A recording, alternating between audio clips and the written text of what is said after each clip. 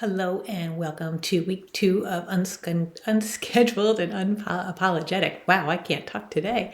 And this week we're going to be talking about reclaiming spaciousness and how making more space actually makes you more productive.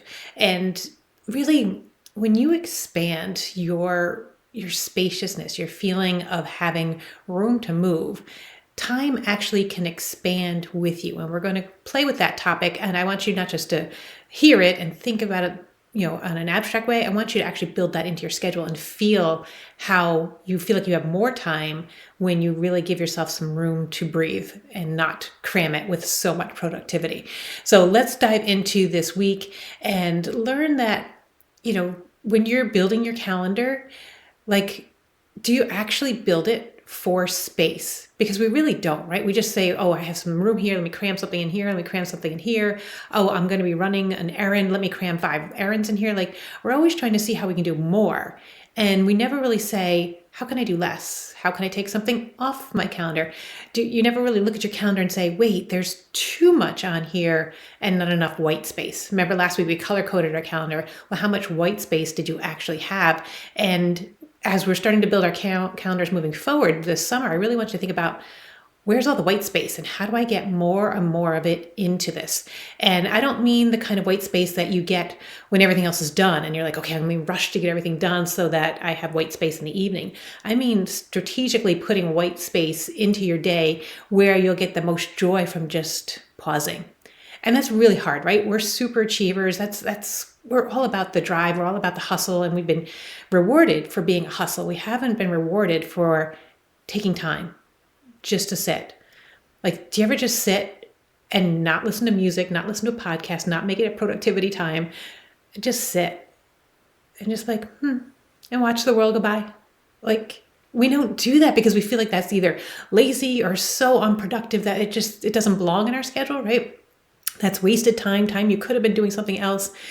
And why is it if you think about this is time I could have been doing something else. Why?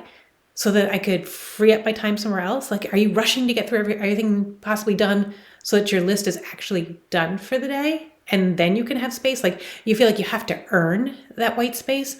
Well, I don't want you to think about that being something you have to earn. I want it to be something that is actually a priority. So if you don't get everything done in your list, but you did have white space, that's a win. And that's going to take a mindset shift for us, right? Because again, we're trained to be productive. But I want you to think now as white space as being the win, as not getting everything done on your list is okay. And if you can't get everything done on your list, maybe it's time to let some other people do it or just let some stuff go.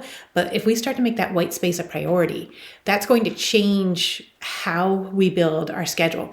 And we've really been sold that being busy is important, right? I really, as a mom, I fully embraced that.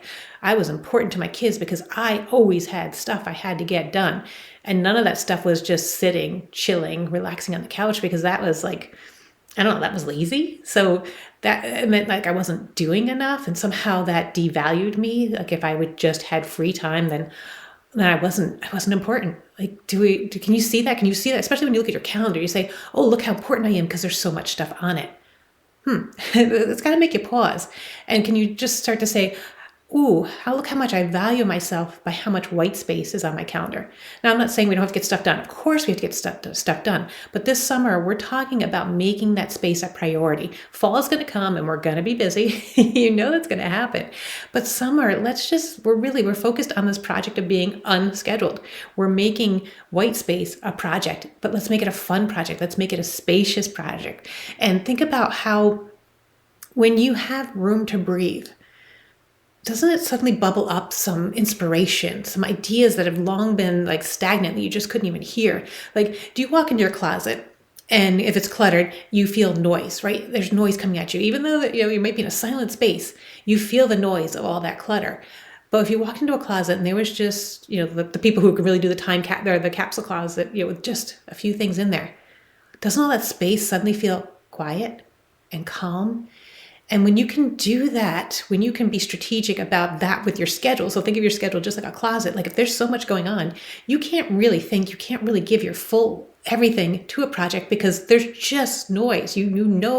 All these other things are on your calendar and have to get done, and you can't just focus on the project that you're on. But if you knew there was one project you had to do and you were going to give it your all, and there was white space before and white space after it, just imagine that and just feel your blood pressure go down and feel your breathing start to like deepen. Like that is what we're really going for. And that's what I want you to learn over the summer, is taking the time within this container, the safe container of, okay, it's all right to take a little slower pace in the summer. But if you learn to do this, can we bring that energy into the fall? And all of a sudden you realize how important white space is to actually being more productive.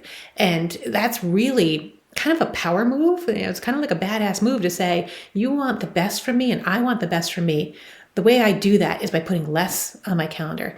The way I do that is by looking at these things that are just not that important, or that could easily be done by somebody else and don't need to take my bandwidth, and just relax. And that's something I'm really working on right now. Like, I have things that people keep putting on my plate and I'm like, those aren't even my areas of expertise. They're aren't things I'm good at. They're not things that light me up. And I just have to start saying, no, could I do them? Could I power through? Yes, but no, that's not the spaciousness I'm going to need. If you want my best for these projects that are in my zone of genius, then we have to get all these other things off my plate so that I have the room to breathe. I have the spaciousness. And that's kind of that power move that I want you to be thinking about, that this is showing a whole new side of you, a side of you that's very deliberate, that says white space is so important, and being productive means focusing my best energy on the projects that really will move the needle, and leaving a lot of white space to re-energize and to really kind of quiet that noise so that I can give you my best. And then the other thing I want you to be thinking about, so we're thinking about the white space allowing you to do more, but I also want you to think about the white space being that you don't have to earn your time off. You can move really slow, be very successful while moving slow. It's not that you have to get everything done so that you can earn your time off. Let's start with the time off is it's the canvas, right? Time off is how you start your schedule, and then you're strategic about what strokes you put on the canvas. The idea is not to fill up the entire canvas. Like, even when you look at the written page needs to have white space. It needs to have room to breathe. Well, that's what you're starting. You're starting with a blank page or a blank canvas, and then we're slowly being very deliberate about what we put onto it. So you've already earned the blank canvas. That's where you're starting. That's your day. That's your canvas to work with. Let's be very strategic about how we move into it. And when we do that, when we let the spaciousness lead, then we can think clearly. Then we can be more creative. Then we can actually be, when we talk about intentional living, people can't wrap their brain around it. And I'm sure you've been in the same boat where you just can't quite figure it out. And it's because we're starting with a full plate, and you can't be intentional when there's already so much stuff in your way. But when you start with that blank canvas and you say, okay, what is the first stroke I'm going to allow on this canvas? That's intentional living, because now you're starting to think, oh, okay, I'm not putting all the errands on there first, and I'm not putting in all these other demands of other people. I'm looking at it first saying, what is the best addition to my canvas? What is the thing that I can give my best to, feel really good about, and be productive, but only that small container, that little bit. So we're not looking to overfill anymore. That's what this whole summer project is about, is how spacious can I make my calendar, knowing I've earned it first. I've earned this blank slate, and I'm going to be very, very strategic about what goes onto it. So I want you to look at your schedule. I want you to first just look at your calendar and see what you feel. Feel that, is it tense? Are you standing in front of a very full closet and you just feel the noise coming at you? Or do you see the opportunity now to say, I could feel differently about my calendar. I could feel spaciousness, and start putting stillness in strategically. Obviously, if you can't just wipe the slate clean, I get it. But start putting in those white spaces, those stillness breaks. Start doing what you can to get that overscheduling out. Look for how can you just breathe in, those quiet spaces. How can you slow down? How can you take less projects on and just start looking for other people to do these other things that just aren't that important to you, that aren't, like I always think about like the grocery shopping. Like, does that take a huge chunk out of your day? Well, could you sit on the app? Target has it. All the stores have it. You just put in what you need. You drive up, you pick it up, and you drive away. Like, do you need to be in the store with all this other noise and clutter? And like, why don't you just drive up, coffee in hand, soothing music playing, enjoy the wait time, and then drive home, and it's done. Or have somebody else, have your teenager do it. You can do all the shopping. Have your teenager go drive the car over and pick it up. Like, why does it have to be you all the time? So your experiment for this week is kind of that white space challenge.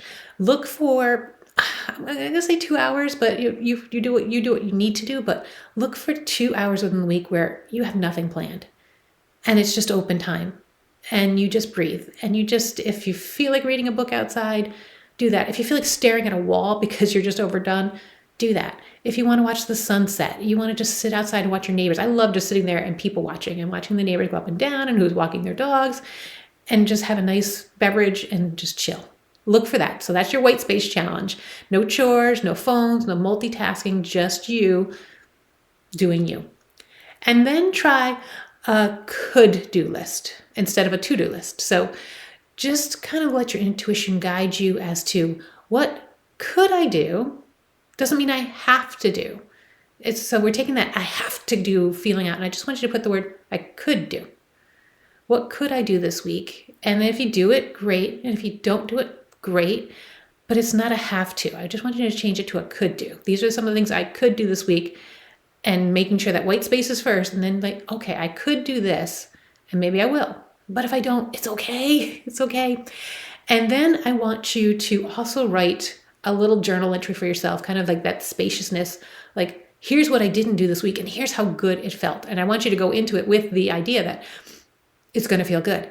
So put down some things you didn't do and don't beat yourself up for it. Say, wow, I made time for myself. I wanted this 2-hour white block and here's how I did it. Here's what I didn't get done. Here's what I had somebody else do. How did it feel? And you need to check in with yourself and really start to see, how do you feel when you start to put spaciousness in first? Like, stop checking your email profusely. Stop scrolling social media. Just disconnect. Like, have that digital detox for a little bit. Just be like, space, breathe. So that is your assignments for this week. Again, remember, I have journaling prompts for every archetype. So make sure you know what your archetype is and journal that. Like the romantic, it's like what makes you feel alive and unhurried. Like the romantic really wants things to be easy and breezy feeling. And so it's like, what makes you feel that way? The ruler, where are you building so much time into your schedule so that you don't have to think? We're very good, us rulers. We're very good at like distracting ourselves by being busy. And that's so that you don't see something that's really unsettling. And when you have the quiet time, all of a sudden you can start to see that thing that might be really, really bothering you. And rulers are good about busying up their schedule. So take some time to journal on like, why are you avoiding stillness? Is there something you're trying to distract yourself from? And if you're the connector, like when you're looking at the spaces on your calendar and you're seeing people that are draining you, like why are you still giving them airtime on your calendar? And how would it feel to take that time, that toxic time with somebody, and replace it with beautiful time for you? How would that feel? How would it feel of connecting your spirit rather than connecting with toxic Sally over here? Like those are the types of journal questions that are in there. So I want you to take some time and really just think about spaciousness being the next level for you. Like we've done productivity. We've aced productivity. We've got the graduate degree in that. Now I want you to master spaciousness.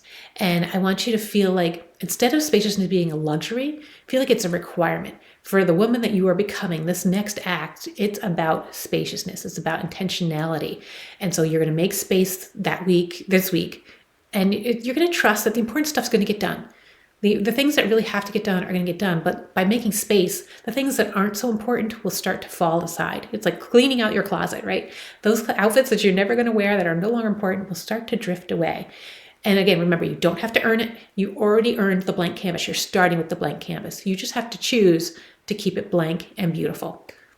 So that's it for this week. I hope that you are inspired and I hope you have a really great week. Again, comment, share with me what's going on and what's working with you. I'd love to hear how your experiments are going, and we'll see you in the next one.